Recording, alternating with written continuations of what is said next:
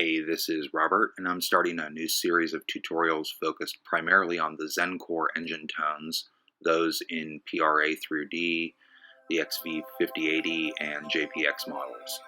But I realized that I needed to start with some basic navigation first. These functions are documented but deserve to be highlighted. ZEN-Core has a reputation of being buried in the menus, but it's quite accessible once you know the structure and the tricks. These tones are powerful because they're comprised of up to 4 oscillators, or partials as they're called here.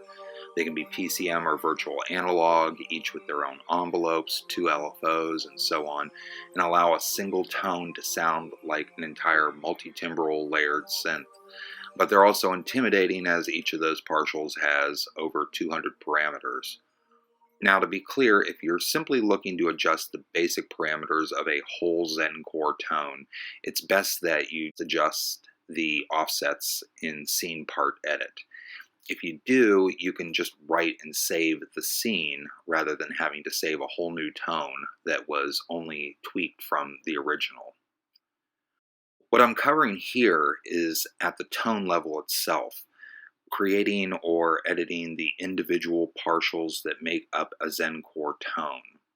But in order to do that, you can avoid a lot of menu diving and scrolling by knowing how the surface controls can make it faster and easier. Another note is that I'm primarily focused on the XM rather than the X here. First, that's because I have an XM. Second, the JUPITER-X has some extra dedicated controls that make this all somewhat easier. But it's worth pointing out that the XM also has most of these controls on the surface. You just access them through combos and shortcuts. Regardless, what I cover here applies to both synths, and the specific methods are detailed in the reference manuals for each. So I've created an init scene, and the only active part in it is part 1, a JPX init tone. You can see from the buttons that part 1 is the only tone that is on and that it's the part currently selected. You can also see this in the menu display, and as you'll see in a bit, it's really worth getting to know the meaning of the symbols in the display. Full detail is shown in the reference manuals, but for now focus on how the symbols show us what is active and what is selected, and how it reflects buttons 1 through 10, and as you'll see, how both change depending on if you're in scene mode, part mode, or function mode. We're in part mode now, so let's hear what that part 1 sounds like. A ZEN-Core init defaults to a single partial PCM piano sound. I want to create my own JPX init user tone based on a virtual analog saw waveform with 2 partials.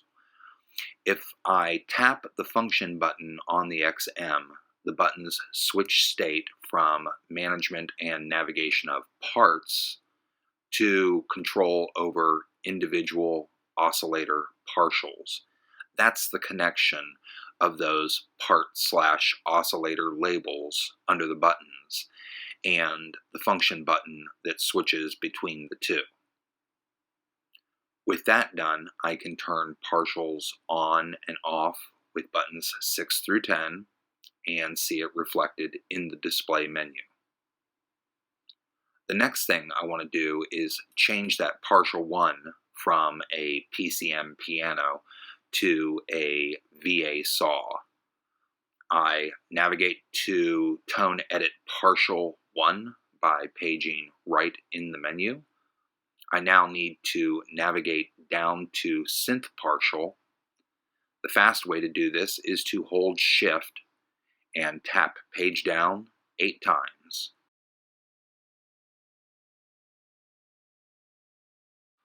So I change oscillator type from PCM to VA. It's already set to saw, and now I've changed my first partial. Now, in order to thicken it up, I want to add a second partial oscillator. I tap Function and turn on Partial 2 by tapping button 7. But as you can hear, partial 2 is also defaulting to that PCM piano tone.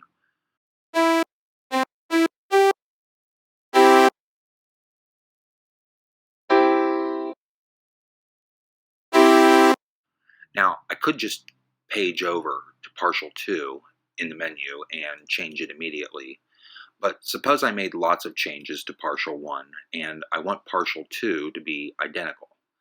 The easiest way is to copy and paste partial 1 to partial 2. Yep, you can do that. So press and hold Shift and right, tap button 1 for partial 1 as the source, then tap button 2 for partial 2 as the destination. And now you've got a ZEN-Core VA tone with 2 identical partials with virtual analog saw. In order to thicken it up, I want to slightly detune the 2 partials. So using Shift and the page up arrow, I can quickly navigate back up to tone partial and adjust the fine tune value for each. So set 1 at +7 and 1 at -7.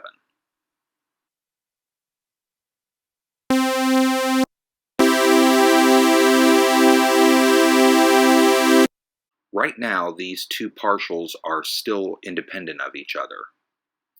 If, for instance, I wanted to adjust the cutoff for the tone and make it more or less bright, I can hold Shift and turn the cutoff button and adjust it there. That will take me right to the cutoff setting for the partial. But note that when I change it, I'm only changing it for partial 1. Partial 2 remains unchanged. Rather than do it manually one by one, I can have both partials selected at the same time. Tap Function, then press button 1 and 2 at the same time to have both partials selected. Now when I adjust cutoff, I'm adjusting it for both simultaneously.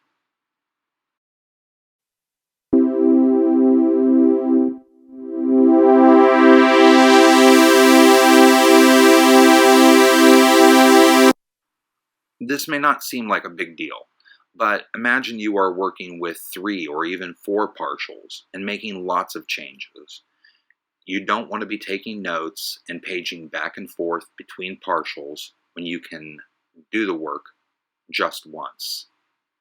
And of course, you're not really going to do this just to create a virtual analog saw tone.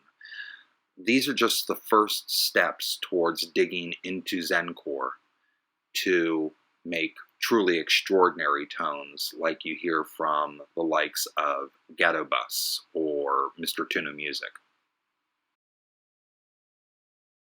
One last thing, I would be remiss if I didn't point you to the extraordinary work being done by James Heiser with the MIDI Designer Pro app. MDP is an iOS app, and James creates a number of iPad layouts specifically for the Jupiters that makes it far easier to understand and edit scenes and tones, especially when it comes to ZEN-Core tones. Check them out at mididesigner.com, and I'll add a link at the end of this video to James' own video demonstrating the Jupiter-XM ZEN-Core editor you see here. Thanks again for watching, and stay tuned for more episodes of the Stupid Zen Tricks series and other tutorials. And be sure to visit JUPITER-XPERT.com for the latest news and tips related to these synths.